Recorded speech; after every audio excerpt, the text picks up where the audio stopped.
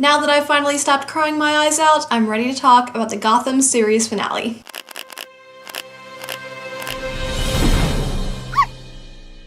Hello everyone, my name is Rachel and I review everything. So yeah, unfortunately the day has come. We're talking about the series finale of Gotham today. And let me first start out by saying that this review is going to be completely spoiler free, which means this could be rather short because there's a lot I can't talk about in order to keep it that way. But I'm gonna try my hardest to give my thoughts without ruining anything for anyone, because this show has meant a lot to me through the years, and if you haven't seen it, I'd like for you to give it a shot sometime. I will be mentioning some things that have been shown in trailers though, so if you haven't seen this episode and consider those things to be spoilers, you've been warned. Before we dive into some of my thoughts though, just a quick reminder that you can follow me over on Twitter. I talk about all kinds of shows and movies over there, so if you'd like to follow me, there's a link in the description. So I'll start off by saying this. I'm satisfied. I am very satisfied with the ending to this show. I am sad that we're not getting any more, obviously, but I'm extra sad about it because in my opinion, this was the best episode of the entire series. It wasn't perfect, but Gotham has never been perfect. It's always had some flaws here and there. That was something that I accepted within like the second season. But this was really, really good. I think the only real issue I had was what they did with Jeremiah. Gotham had posted many times that Jeremiah, or Jay if you will, was going to play a big part in this episode. And you know, he did, but it just didn't play out the way that I had hoped it would in my head. But as per usual, Cameron Monaghan's performance was very well done. It was cool to finally see Gotham's Joker, the real one, the final version. It was exciting overall. It just... I don't know how to say this without giving anything away. I just wish they would have given us what we had plus a little bit more, if that makes sense. Other than that, this episode was pretty fantastic in my opinion. I flippin' loved the Riddler and the Penguin in this episode. Corey Michael Smith and Robin Lord Taylor, I'm just gonna say it, they're my favorite actors to have ever played these characters. I've been so impressed by their performances all throughout the series, but they really just took everything up a notch for this last episode. They were absolutely brilliant, love them both, I'm going to miss them so much. I am going to talk about Selina for a minute. Selina was recast for this episode. I believe it was Cameron Beckendova's decision to step down as the character. Because this was 10 years in the future, obviously Selina would look different, so they cast actress Lily Simmons to play her in the time jump, which, you know, she was fine. You could tell they tried really hard to get someone who looked like Cameron, but one thing that kept distracting me was the fact that she was so much taller. I mean, Cameron I think was 18 or 19 in that last episode she was in, and this actress was almost as tall as the Riddler. I don't think she would have grown quite that much, but I'm a huge fan of Cameron Beckendova's portrayal, so I just didn't have that connection with this version of the character that I did with her in all the rest of the series. Now, let's talk about the Batman himself. I'll say this because I think it's pretty obvious, we don't see a lot of him in this episode, but the way they did his shots, I thought they were pretty well done and in a creative way too. We knew from the trailers that they would be using David Mazouz as the voice for Batman. I liked that they did that, and they were able to make it sound like an older Bruce Wayne with a slight voice distortion. It was really good. So that's all I'll say to avoid spoiling anything for you guys, but I'm hoping to make some more videos on Gotham very soon, including a review on the entire series. I just want to say once again that if you haven't seen this show, I totally recommend it. It does have its flaws and its rougher moments, but if you know that going into it, I think you'll be able to enjoy it for the good that it's done like I have. I am so sentimental when it comes to my favorite television shows ending. This show has been a part of my life for literally years now, and I am so sad to see it go. But hopefully soon they'll release the entire series and I can go back and rewatch it from beginning to end. I think that'll make me feel a bit better.